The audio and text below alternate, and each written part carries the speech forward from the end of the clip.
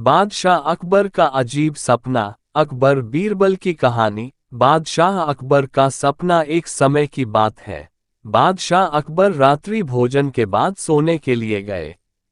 बादशाह अकबर गहरी निंद्रा में चले जाते हैं। वह मध्य रात्रि में एक अजीब सा सपना देखते हैं। इस सपने की वजह से बादशाह की नींद अचानक से खुल जाती है। बादशाह इस सपने का मतलब समझ नहीं पाते हैं। इसी परेशानी के कारण उन्हें पूरी रात नींद नहीं आई। सुबह बादशाह अपने दरबार में जाते हैं और वहां पर सभी को बादशाह बहुत परेशान नजर आते हैं। बादशाह के चेहरे पर परेशानी साफ दिखाई दे रही थी। बादशाह अकबर से उनके मंत्रियों ने उनके परेशानी का कारण पूछा। बादशाह रात में आए सपने को सभी मंत्रियों के सामने सुनाते हैं। रात को मैंने एक अजीब सपना देखा, जिसमें मेरे सारे दांत टूट जाते हैं, पीछे सिर्फ एक दांत ही बचता है। बादशाह ने सभी मंत्रियों से इस सपने के पीछे का कारण पूछा। तब सभी मंत्रियों ने एक मत होकर बादशाह अकबर को सलाह दी कि किसी विद्वान पंडित या ज्योतिषी से इस बारे में पूछने पर जवाब मिल सकता है।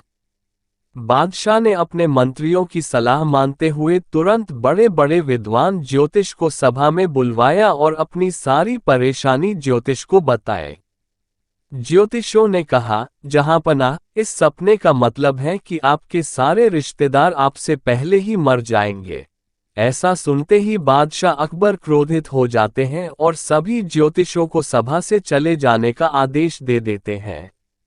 बादशाह अकबर ने बीरबल को सभा में आने का आदेश दिया। बादशाह अकबर के आदेशानुसार बीरबल सभा राजदरबार में अपनी उपस्थिति देते हैं। बादशाह अकबर बीरबल से पूछते हैं, बीरबल, इस सपने के विषय में तुम्हारी क्या राय है? कुछ समय सोचने के बाद बीरबल जवाब देते हैं, हुजूर, मेरे अनुसार इस सपने का मतलब तो बहुत ही अच्छा है। आप बेवजह चिंतित हो रहे हैं। बादशाह खुश होकर बोले, अच्छा, तो बीरबल जल्दी बताओ, इस सपने का क्या मतलब है?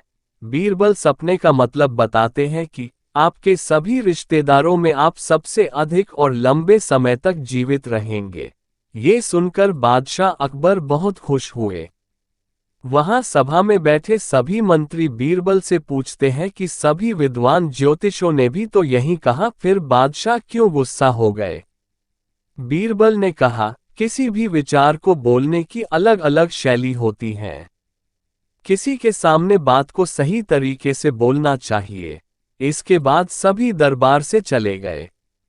इस कहानी से हमें क्या सीख मिलती है? किसी भी समाचार को बोलने के दो तरीके होते हैं। एक सकारात्मक तरीका, जिससे सभी को वो समाचार बुरी होने पर भी कोई फर्क नहीं पड़ता, और जब वही समाचार नकारात्मक तरीके से बोला जाए तो सभी को बुरा लग जाता है।